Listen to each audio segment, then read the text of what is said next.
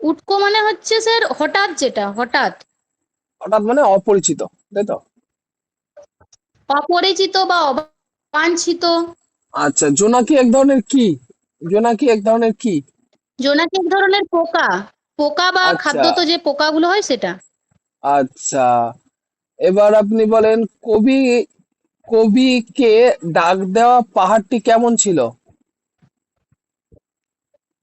কবিকে ডাক দেওয়া যে পাহাড়টি সেটা উটকো।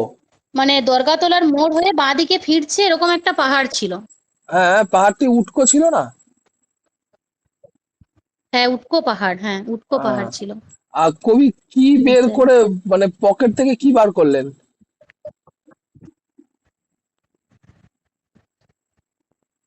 কবি কবি পকেট থেকে পকেট কি থেকে বের কি বার করলেন? করলেন? হ্যাঁ। হ্যাঁ, ছড়ার বই বের করলেন। ছড়ার বই। আচ্ছা, লাল দিঘির পাড় থেকে কবি কি দেখলেন? লাল দিঘির পাড় থেকে কবি কি দেখলেন? লাল দিঘির পাড় থেকে কবি উম, উম, জোনাকি। জোনাকি দেখতে পেলেন। ফুল ও পাখির কোলাহল কি বলল? ফুল ফুল আর ও পাখির পাখির কোলাহল, কোলাহল পাখিরা কি বলল? দিঘির কথায় হেসে উঠলো। আর বলল না কাব্য হবে, কাব্য পাখিরা কবে? দিঘির কথায় কাব্য হবে, কাব্য হবে এই কলরব দ্বারা তুললো। হ্যাঁ। শহরের অবস্থার বর্ণনা কিভাবে বর্ণনা করা হয়েছে? শহরের অবস্থার বর্ণনা কিভাবে বর্ণনা করা হয়েছে? শহরটাকে তিনি লাল পাথরের ঢেউ মনে করেছেন। ঝিম মানে কবি ধরা। হয়তো দেখছেন যে শহরটা লাল পাথরের ঢেউ। ঝিম পাথর ধরা ঘাটার কথাটা বলা গির্জা আছে না? লাল রঙের ছাদটিকে কবি হুম, ঝিম ধরা কথাটা বলা আছে। ঝিম ধরা। হ্যাঁ, ঝিম ধরা। হ্যাঁ স্যার, ঝিম ধরা। হ্যাঁ।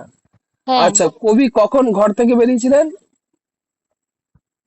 রাত্রিবেলায়। আচ্ছা, দিঘির জল কবিকে কি বললো? দিঘির কালো জল কলকলিয়ে এসে কবিকে বলল যে ওরা সবাই না ঘুমানোর দল। হ্যাঁ, এসো আমরা সবাই না ঘুমানোর দল। আচ্ছা, ঠিক আছে। ফুল, ফুল শব্দের সমার্থক শব্দ? কিসের ফুল ফুল? শব্দ, ফুল শব্দ সমার্থক শব্দ। ফুল হচ্ছে স্যার পুষ্প হবে, কুসুম হবে। আচ্ছা, মোর শব্দ বলতে কি বোঝানো হয়েছে? মোহর। মোর। মোর মানে তো আমার স্যার। মোর ও মোর মানে আমার, সেটা তো এমও আর আমি তো বাংলায়, আমি ইংরেজি জিজ্ঞেস করছি নাকি? আমি মোর বলেছি। ময়ূকার র। ও মোর। মোর মানে হচ্ছে বাঘ। মোর মানে স্যার কি বলবো? বাঘ। বাঘ। বাঘ, বাঘ, হ্যাঁ। হ্যাঁ। আচ্ছা, প্রকৃতির সুন্দর চেহারা যে অংশটি ফুটে উঠেছিল সেটি হলো?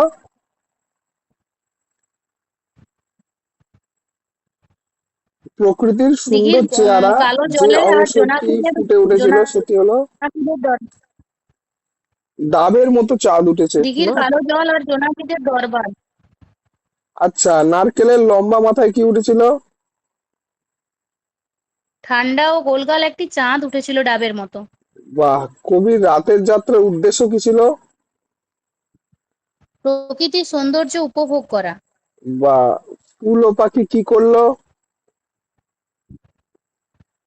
ফুল ও পাখি, ফুল আর পাখি কলরব জুড়লো তারা যে কাব্য হবে, কাব্য হবে।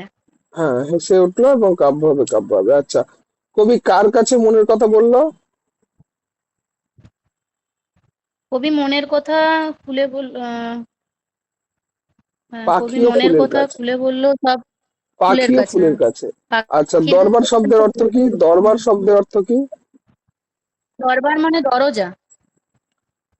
এখানে দরবার বলতে দরজাকে বোঝানো হয়েছে? দরবার মানে সভা, সভা। সভা হবে, সভা। এখানে দরবার মানে সভা।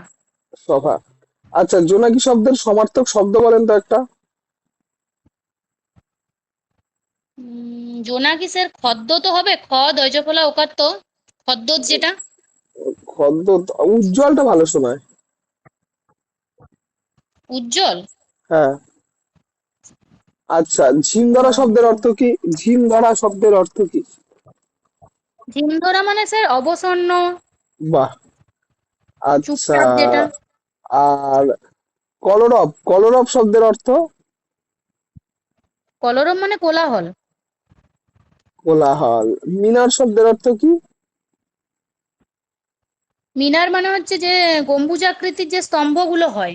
স্তম্ভ বা সৌধ? আচ্ছা, পাথর স্তম্ভ সৌধ দুটোই হবে। পাথর পাথর ঘাটার গির্জাকে কবি কেমন মনে হয়েছে? পাথর ঘাটার গির্জার কবি কেমন মনে হয়েছে? লাল পাথরের ঢেউ মনে হয়েছে। লাল পাথরের ঢেউ। কাব্য লেখা হবে কোথায়? পাখির কাছে। পাখির কাছে, কাব্য, ফুলের কাছে।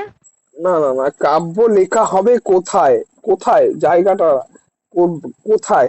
এটা হচ্ছে রক্ত জবার ঝোপের কাছে। ওই তো রক্ত জবার ঝোপে, রক্ত জবার ঝোপে। ঠিক আছে। আচ্ছা।